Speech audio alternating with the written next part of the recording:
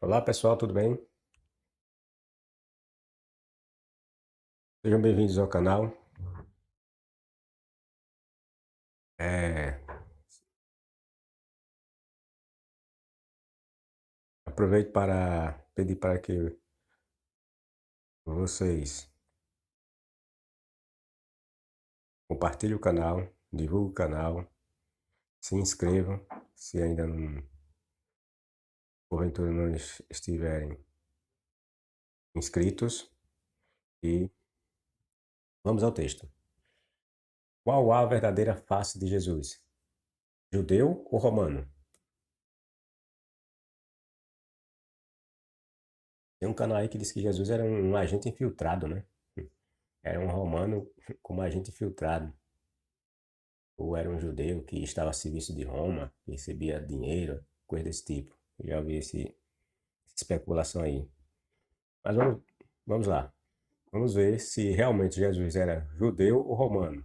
Ou se ele parecia mais com um judeu ou com um romano. Qual a verdadeira face de Jesus? Judeu ou romano?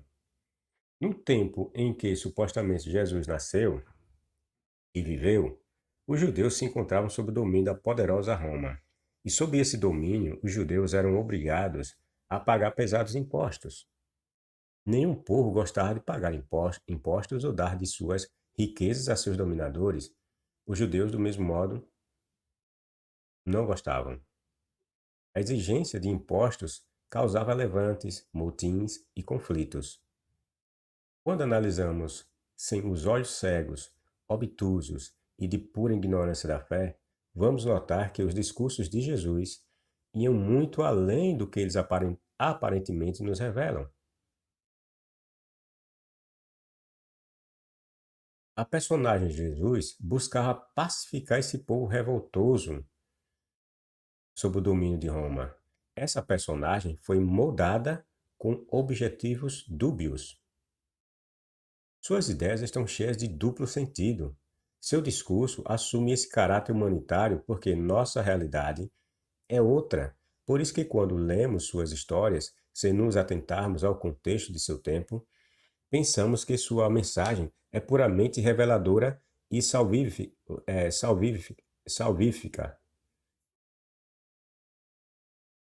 ou salvadora, né?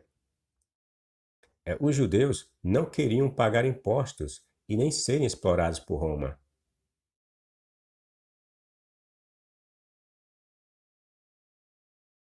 Assim, quem escreveu os evangelhos fez com que as falas e os discursos de Jesus nunca tivessem uma carga negativa ou que incentivassem mais revoltas contra o Império Romano.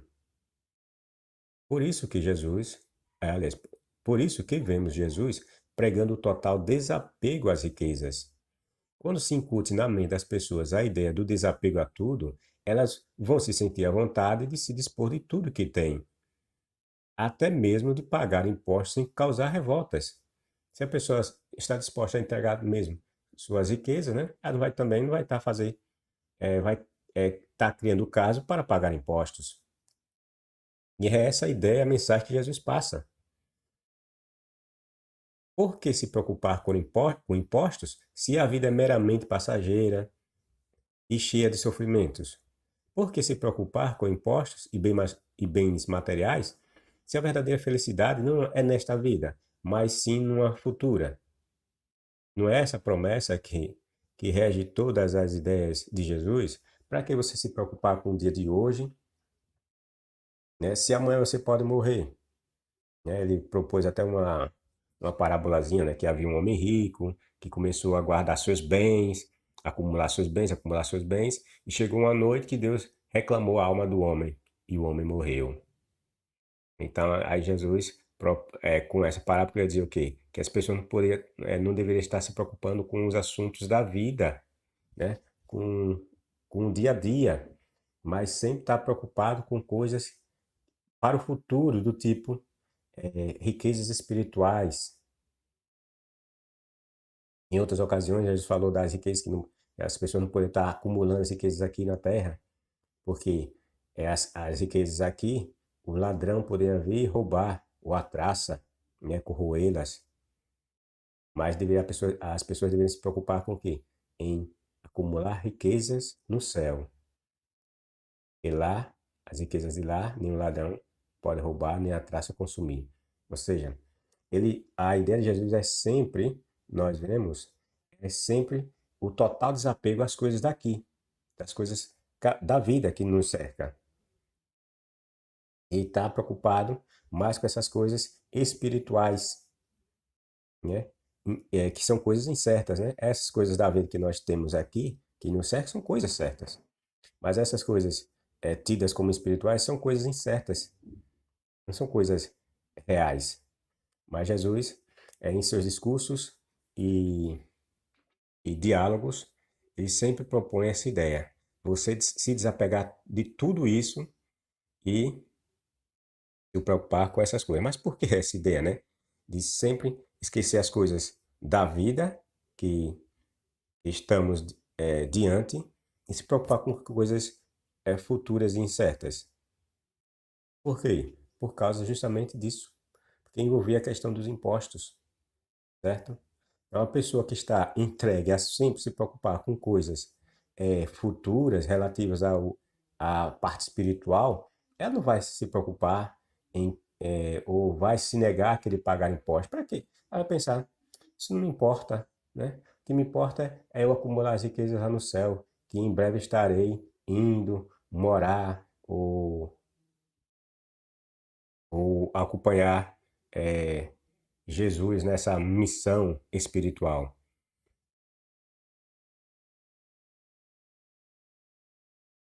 Os discursos de Jesus, no fundo, queria dizer que não tinha problema que Roma tomasse seus recursos com altos impostos e que eles não deveriam se preocupar com isso.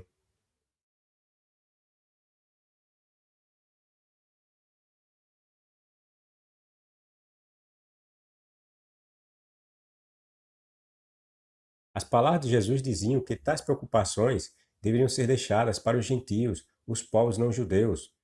Porém, os judeus deveriam viver com o mínimo, porquanto sua recompensa não seria nessa vida, mas numa vindoura após a morte. Nada dessa vida importava, a não ser a devoção a Deus. Não ajunteis tesouros na terra, onde a traça e a ferrugem tudo consomem, e onde os ladrões minam e roubam. Mas ajuntai tesouros no céu, onde nem a traça nem a ferrugem consomem, e onde os ladrões não minam nem roubam. Porque onde estiver o vosso tesouro, aí estará também o vosso coração. Ninguém pode servir a dois senhores, porque ou há de odiar um e amar o outro, ou se dedicará a um e desprezará o outro. Não podeis servir a Deus e a Mamon. Outras versões fala do diabo, né? Vejam que, quando questionado certa vez se os judeus deveriam pagar ou não impostos a César, ou seja, ao governo romano, Jesus disse que eles deveriam pagar sim esses impostos. Quando Jesus disse que a face ou a inscrição da moeda era de César, o que deveria dar a César o que era de César, ou dar a César o que era dele, simplesmente Jesus usou apenas de um eufemismo para dizer que era dever dos judeus pagar os impostos a seus senhores, os romanos. O Messias cristão afirmou em outras palavras que os impostos eram devidos a Roma. Os judeus tinham que dar tinham que dar a César as coisas materiais, mas a Deus as espirituais. Ou seja, embora os escritores fizeram toda essa papagaiada para tentar mostrar que Jesus é, deu, um, deu um show, um espetáculo de, um, de resposta nos fariseus que queriam pegar ele numa pegadinha, mas na realidade Jesus não disse nada de espetacular. Jesus simplesmente disse que era para os judeus pagar impostos. Ele não disse que era para os judeus não pagar impostos. Ou ele não disse que era para não pagar impostos, nem pagar impostos e, e não e não servir a Deus. Tá entendendo? Ele simplesmente disse em outras palavras que os judeus deviam pagar os impostos.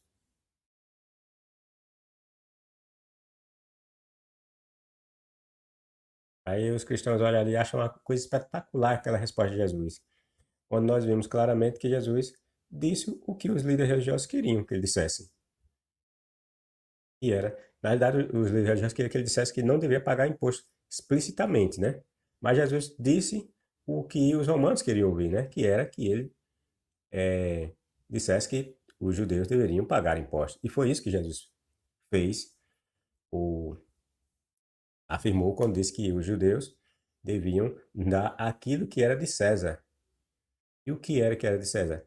Aí pegou a moeda, mostrou a moeda com a inscrição de César e disse de quem era aquela inscrição, de quem era aquela face. Então, é para dar a César o que era de César. Ou seja, e o que é que César queria dos judeus? Os impostos. E Jesus mandou os judeus não darem os impostos a César? Não. Eles queriam para dar a César o que era de César. E o que é que era de César? Que estava nas mãos dos judeus? Os impostos. Só um crente bobo que acha que Jesus deu uma resposta espetacular, né? Jesus simplesmente disse que era para pagar impostos. Jesus não via como ruim a exploração que Roma impunha aos dominados judeus. Em outra ocasião, quando Jesus fora questionado acerca do pagamento de um imposto que havia, Jesus não recusou pagar tal imposto, mas pediu que Pedro fosse fisgar um peixe de onde sairia uma moeda com a qual ele pagaria o mencionado imposto. Jesus não representa o ideal judeu, mas o esperado por Roma. Esse era o desejo de Roma, ter um povo disposto a pagar impostos sem qualquer resistência. Em toda a história dos evangelhos, não encontramos uma só palavra contra o Império Romano. Pelo contrário, vemos os escritores maldizendo os judeus. Vocês vão ver em toda a passagem dos escritores falando, sempre ele fala como se ele não fosse um judeu e como se os judeus fossem um povo perverso, cruel, que só fazia coisas erradas. Pode observar. São estes que levam toda a culpa pelo assassinato do Messias.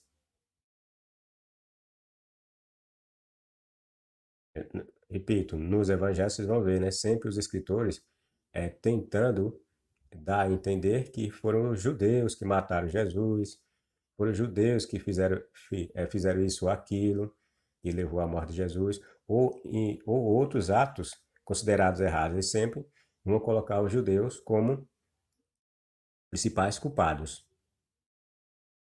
Certa vez, um oficial romano pede a Jesus que cure seu escravo. Jesus não hesita um só instante em atender o que fora solicitado. E mais, Jesus humilha seus compatriotas judeus ao dizer que em Israel não havia homem algum com tamanha fé. Veja que absurdo. Um romano que era adorador de deuses, Jesus colocou ele lá no pedestal dizendo que ele tinha mais fé, desculpem, do que seus compatriotas, os outros judeus. Veja, se isso fosse verdade, esse Jesus ia ser apedrejado. Querer exaltar um romano adorador de deuses mais que seus co-irmãos. Já quando uma mulher síria pede-lhe para curar sua filha, Jesus chama a mulher de cachorro e que ela não merecia essa cura porque primeiro se atendia aos donos do cão. Veja que hipócrita. Por romano, ele não veio com essa conversa. Mas para a mulher que era síria, ele primeiro humilhou a mulher, chamou a mulher de cachorro, né? Embora lá as traduções chamam de cachorrinho, mas não tem nada a ver. Cachorro é cachorro. E que ele não merecia, porque primeiro tinha que dar primeiro o alimento aos donos dos cachorros. Aí a mulher o contesta, né? Diz que até mesmo os cachorrinhos merecem comer, né? Do bocado, o resto que cai da boca dos seus donos. Aí ele vem com o desdobro dele, aí diz que a mulher tinha grande febre, blá, blá, blá, blá, tá, mas primeiro humilhou, né? E primeiro se recusou a ajudar, certo? Mas quando aparece qualquer romano, aí você vê que ele sempre se prontifica em colaborar com os romanos imediatamente. Não questiona nada se o cara tem fé, se não tem. Ele atende imediatamente. Quando teve a oportunidade do conto, quando teve a oportunidade no conto evangelista para dizer não a Roma e sua forma de governar o mundo, Jesus simplesmente disse a Pilatos que seu reino não era deste mundo. Tá entendendo? Na hora de confrontar ali Roma, ele pegou e disse que o reino dele não era desse mundo. O meu reino não é deste, meu reino não é deste mundo, porque se fosse os meus seguidores, teriam lutado para não ser entregue.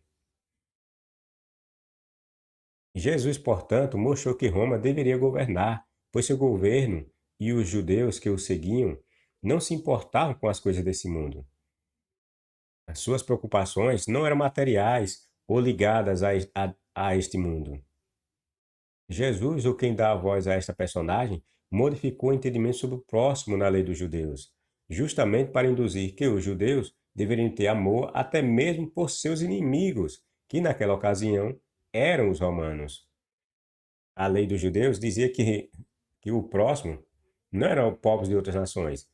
A lei dos judeus dizia que o próximo era um outro judeu, era um outro nacional, era uma outra pessoa dentro do povo judeu, mas não uma pessoa fora da nação de Israel, tá entendendo? Aí Jesus veio com esse desdobro dizer, modificou a lei, dizendo que é, é,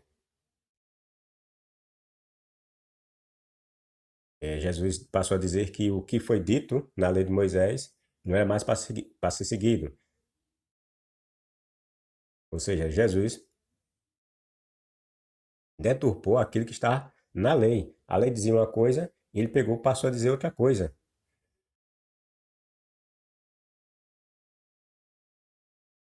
Ele incentivou, isto é, Jesus, né? Incentivou amar e orar pelos inimigos. E isso era um completo absurdo do ponto de vista da lei dos judeus. A lei dos judeus dizia que eles deveriam odiar seus inimigos e amar somente os próprios judeus. É isso que está na lei. Novamente, numa outra ocasião, envolvendo um romano, Jesus cura a filha do romano prontamente e não lhe exige nada. Já aos judeus, ele muitas das vezes exige fé ou algo do tipo. Os judeus sempre, ou algo do tipo. Os judeus sempre estão em dívida quanto à fé, mas, mas, mas romano algum estava.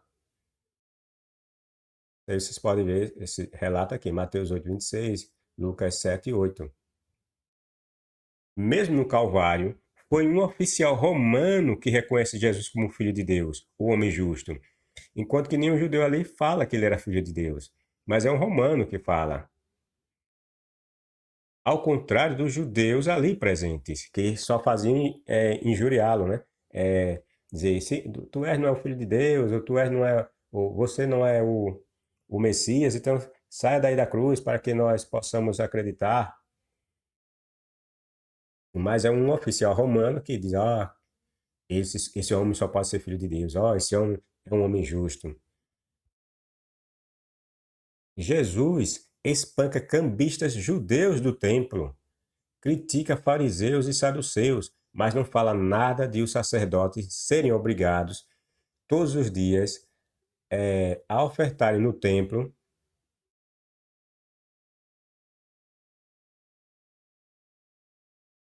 dos judeus, o sacrifício diário dedicado ao imperador romano. Essa informação vocês podem obter na obra de Flávio Joséfo, Antiguidades Judaicas.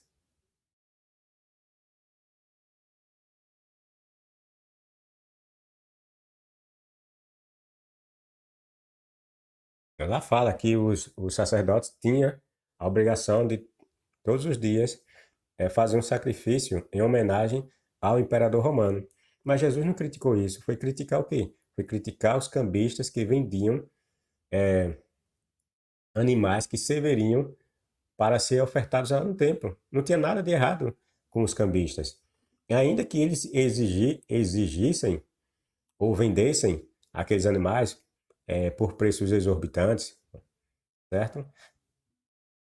Mas ele o fazia porque eles o fazia porque as pessoas tinha a comodidade de não trazer esses animais é, de longe, né? Porque muitas pessoas vinham de longe, né? Para ofertar no templo. Então elas tinham a comodidade de não trazer esses animais. Chegava lá no templo, já comprava e já ofertava, certo? Então era um comércio já permitido e de há muito tempo. Mas Jesus só enxergava essas falhas nos judeus, certo? Deu uma de valentão aqui, mas veja se ele foi dar uma de valentão lá contra o Império Romano, que fez com que o sumo sacerdote ofertasse sacrifícios diários ao imperador. Até um romano, até um romano como Pôncio Pilatos aparece como justo e honrado, quando a história nos diz que, na verdade, esse governador romano era extremamente cruel e desumano. Pilatos aparece como tentando livrar um judeu, Jesus, da morte, enquanto os próprios judeus, em motim, querem matá-lo. Crucifica-o, crucifica-o. Se você livrar esse homem, você se constitui inimigo de Roma. Aí Pilatos fala: vocês querem crucificar seu rei? Aí os judeus dizem: nós não temos reis, nós não temos rei, a não ser César. Vocês percebem como os evangelhos foram organizados ou preparados? A intenção deles é denegrir a, o caráter dos judeus, né? As atitudes dos judeus e, e, em, e por outro lado, busca sempre colocar os romanos numa situação mais confortável. Os evangelhos, pelo que tudo indica, tinham como alvo os próprios judeus e não os gentios. Não andeis, pois, inquietos, dizendo: que comeremos, ou que beberemos, ou com que nos vestiremos? Porque todas estas coisas os gentios procuram. De certo, vosso Pai Celestial bem sabe que necessitais de todas estas coisas. Mas buscai primeiro o reino de Deus e a sua justiça, e todas estas coisas vos serão acrescentadas. Está vendo? Qual é a ideia de Jesus? Diz que essas coisas quem se preocupa são os povos das nações, são os gentios. Mas eles, os judeus, veja que aqui deixa claro, né? Porque todas essas coisas, os gentios. Quem são os gentios? São os povos que não eram judeus, certo? São os povos que não eram judeus. Então Jesus se coloca à parte desses povos e se junta aos judeus para dizer que eles não deveriam se preocupar com essas coisas, com coisas que inquietassem a vida deles, como comer e beber, né? Ou seja, coisas do dia a dia, mas que essas coisas deveriam ser de preocupação para com os gentios, né? Que eles não têm Deus, né? É mais ou menos eles querem dizer isso. Mas essas coisas, comer e beber, é para eles que eles não têm Deus. Mas vocês, judeus, que têm Deus, devem se preocupar com o quê? Com algo mais importante, que é os tesouros nos céus. Se preocupar com o reino de Deus, que é um reino futuro, né? É algo que vocês vão alcançar mais tarde, quando morrerem. Nessa vida, esqueça essas coisas. Doem o que vocês têm para doar, ou doem o que vocês possuírem. Paguem seus impostos sem reclamar. É mais ou menos isso que Jesus queria dizer. Na passagem acima, vemos claramente Jesus dizendo que essas coisas deveriam ser buscadas pelos judeus e não pelos gentios. E isso nos mostra que os evangelhos, inicialmente, quando foram elaborados, tinham a pretensão de apaziguar os judeus. Foram preparados com essa intenção. As passagens de inclusão de diferentes povos na esperança de uma vida melhor no céu foram construídas aos poucos e acrescentadas mais tarde ao corpo dos textos dos evangelhos e de outros livros e cartas cristãs, como as de Paulo. Paulo pregava a total submissão dos escravos aos seus senhores. Os judeus e alguns gentios cristianizados também eram escravos, servos de Roma. E os conselhos paulinos eram que eles fossem obedientes a seus senhores terrenos, como que a Deus.